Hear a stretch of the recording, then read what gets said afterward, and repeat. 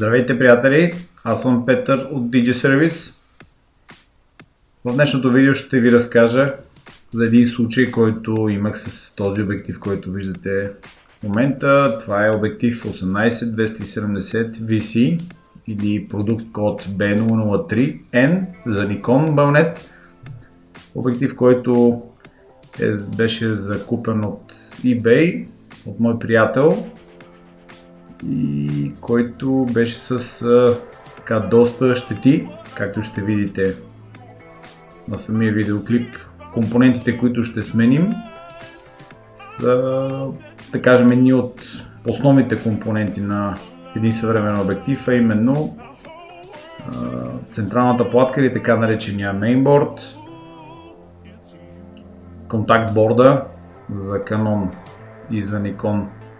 Те са посредством лентови кабели, като при Nikon, както ще видите, вързан посредством куплунг. При Canon е запоен директно на платката. Та всъщност случая с този обектив е, че обектива нямаше възможност да бъде използван буквално, просто защото нямаше възможност да се използва зум механизма, нямаше разпознаване на самия обектив от фотоапарата и съответно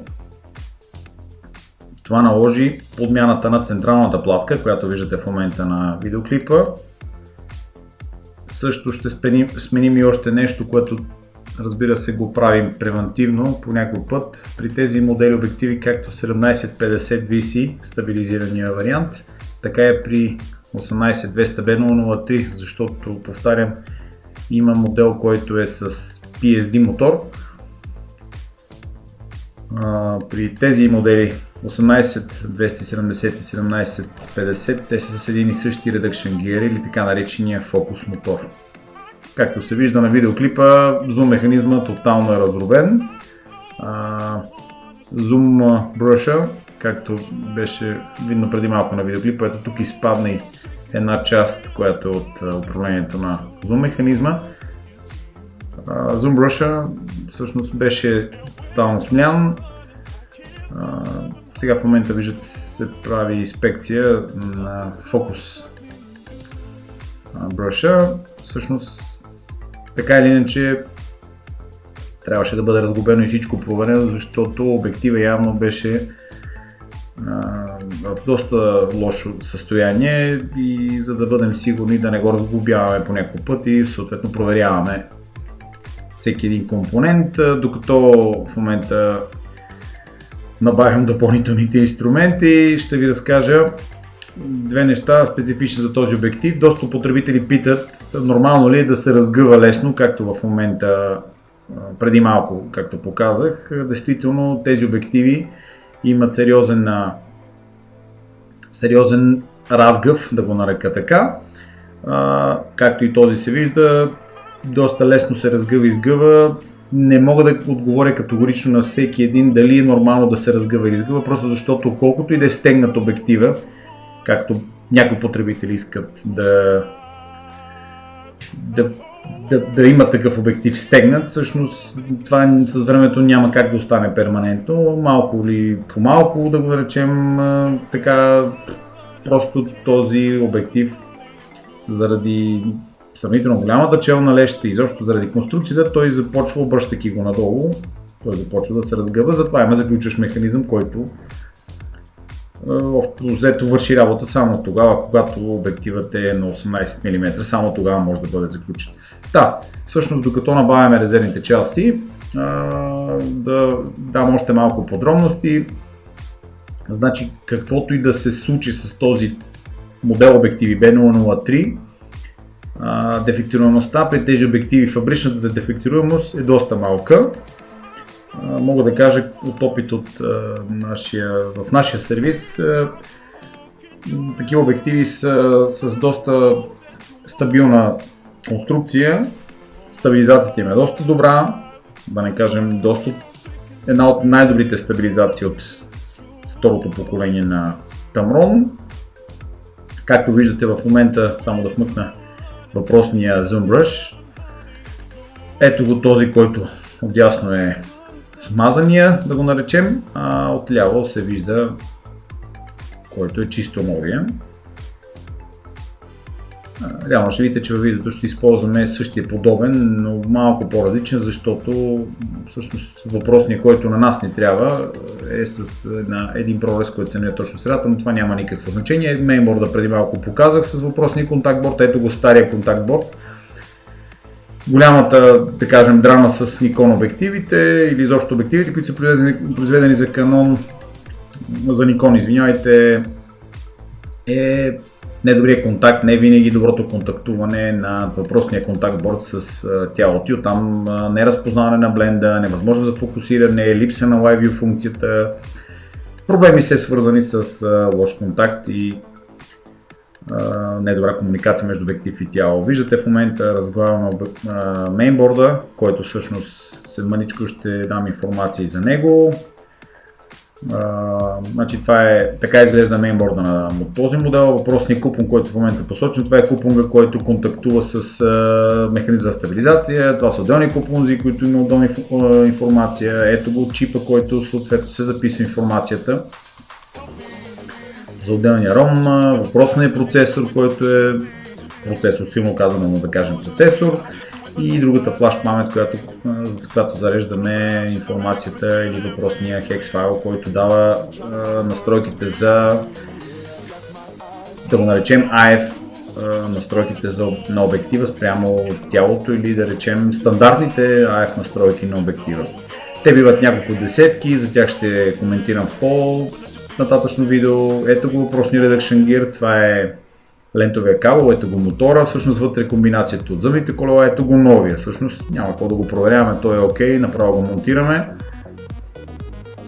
Нещата, които са важни в случая да се каже, да се спомене всъщност, е, че този обектив не изиска кой знае каква апаратура, не изиска кой знае какви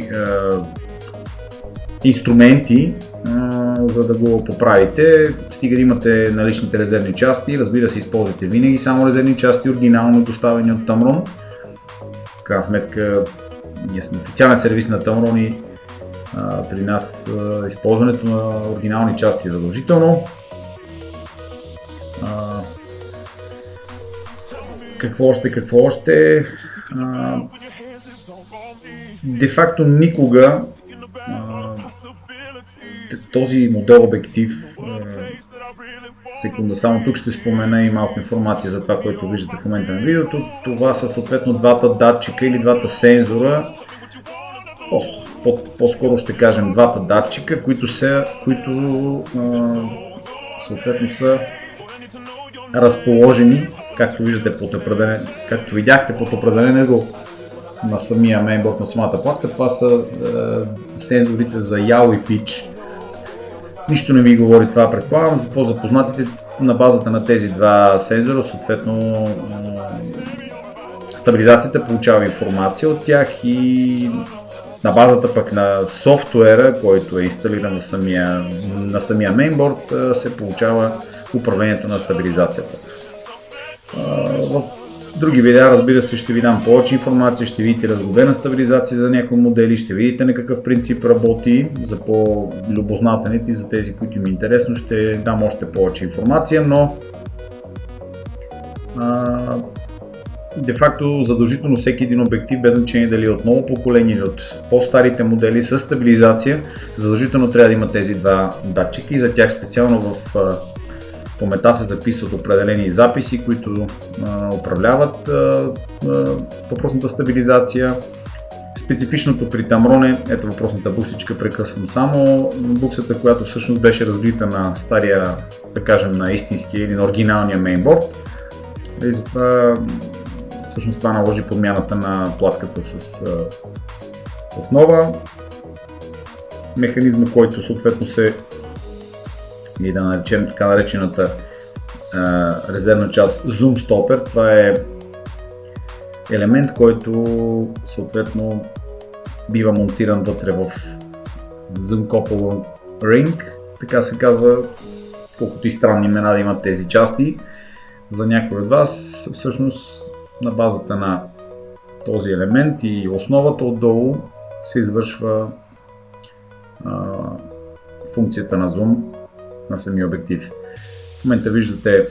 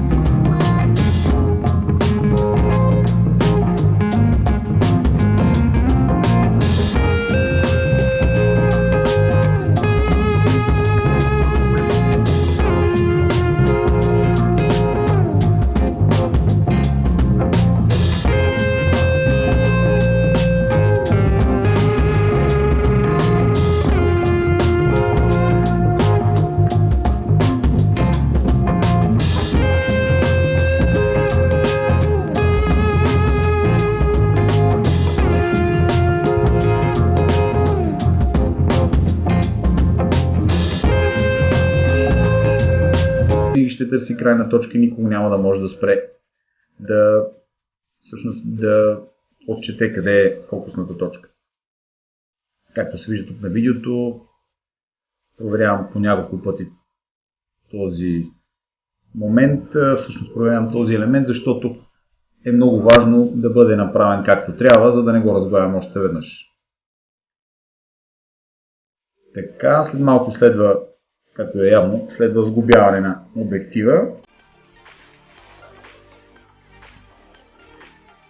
Да, ето, тук се вижда много малка част от тази настройка. Тя, както е явно, тази настройка е по-скоро механична. Важно е действително много точно да бъде настроен този бръш, защото, пак повтарям, дори да сте сглобили всичко точно, дори всичко да е направено както трябва, просто обектива няма да работи. Да го кажем така, просто няма да работи. Ето го зум ринга, който за щастие не беше много разбит. Използваме стария лентовия кабел, който предава информацията за зум позишъна. Той по същия начин няма щети по него. Сглобяването задължително трябва да бъде на позиция, както е явно, на позиция 18 мм. И съответно завиваме винта заедно с стулчицата, които предава движението от зум ринга към изтласкващия механизъм, който разгъва и изгъва обектива. 4 винта, които се монтират на Rear Mask Barrel. Всъщност трябва да бъдат добре завити, разбира се, защото пък за тях се закрепва байонета, който закача обектива към фотоапарата.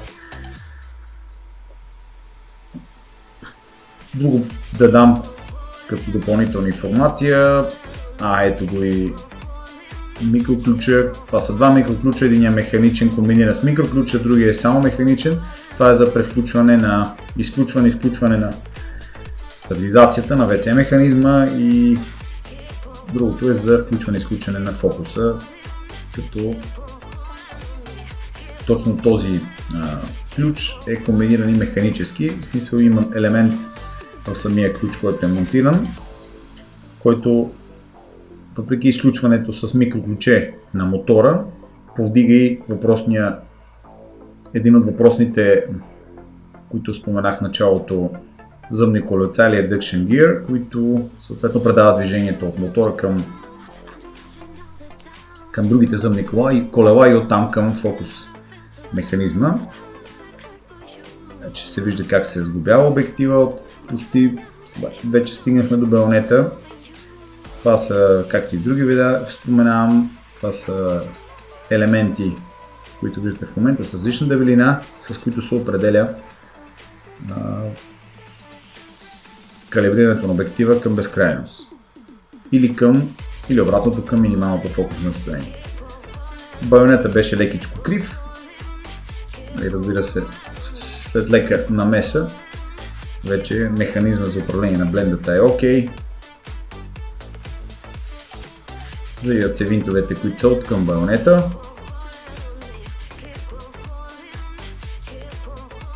Така, проверява се задължително дали няма някъде засядане на управлението на блендата, защото имало случаи, аз съм имал случаи, при които има сериозно засядане и няма как, просто трябва да се разглоби наново отгоре, да се види какво има, попаднало долу нещо криво или така нататък, което възпрепятства нормалното движение на блендата. Тук, за разлика от други обективи, нямаме настройка на максимално отворена бленда, просто защото този обектив няма тази настройка. Тук камерата блокира малко, OK, вече се оправи. Сега закрепваме с винтове въпросния контакт борд, който предава информацията от тялото към обектива и обратно. Разбира се, трябва да бъде монтиран точно и акуратно, без да бъде крив. Трябва да си е на мястото. И декоративната маска отзад, която също се монтира с два винта. Така. Ето, както е видно, сам си се разгъва обектива. Сега нямам информация и не съм знаел никога каква е причината да бъде такава конструкция на този обектив, но действително просто е така е направен, че като чисто нов може би е малко по-стегнат, но обаче в последствие се разгъва и това нещо, колкото и да съм пробвал да го модифицирам така, че да стои по-здравичко, ами няма как. Сложихме гумата на зума, сега отпред ще го разгубим, защото имаше бокуци отпред между 1G и 2G ленс. Декоративната решетчица отпред се маха, акуратничко леко, тя е на щипки, развива се предната капачка, под която се намери въпросната леща 1G ленс. За нея, общо взето, да, ползваме ефекти, разбира се, за да бъде интересно. Въпросната леща е съставена от слепени две, в някои обективи и три лещи. Имало е случаи, споделям отново, имало е случаи през моята практика, че въпреки, че би трябвало двете или трите лещи да са слепени абсолютно херметически, има попадане на боклученца малки между лещите и това няма как да бъде изчистено, просто трябва да се смени челната леща, колкото и да изглежда абсурдно, но действително е така. Окей, вече минаваме към сглобяване, нямаме там вече проблеми. Специфичното тук е, че трябва да бъде поставен, ако маркирате, трябва да си бъде поставена лещата точно там, където е, защото има вероятност да има промяна в резолюцията на обектива, не е драстично, този обектив не е супер светлосилен, така че при него едва ли би се забелязало чак толкова, но все пак спазвайки някакви правила трябва да имате предвид. Тук има една специфика, която казах, че действително трябва да бъде поставена там, където е била, защото иначе не е фатално, не е опасно, но обективът трябва да бъде проверен на ново устройство за проверка на сходимост на лещите, което ще го демонстрирам в някои по-нататъчните видеа.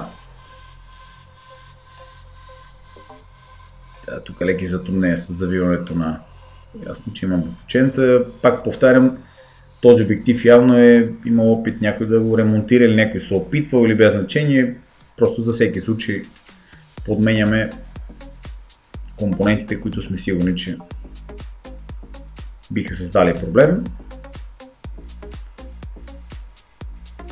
Сглобяваме и филтър фрейма. Това е рамката, на която се завива филтър, евентуално ако използвате на този обектив. Тя може да бъде монтирана по три различни варианта или както и да я поставите, няма да има проблем да легне както трябва на мястото си. Закопчаването на филтър фрейма, на декоративната решетка отпред. Така. Ами ето, вече сме готови с обектива, всичко е окей. Тествано, в момента и тестваме на ръка въпросния Focus Light, всичко и там е наред. Ами това е. Благодаря за вниманието и до нови срещи!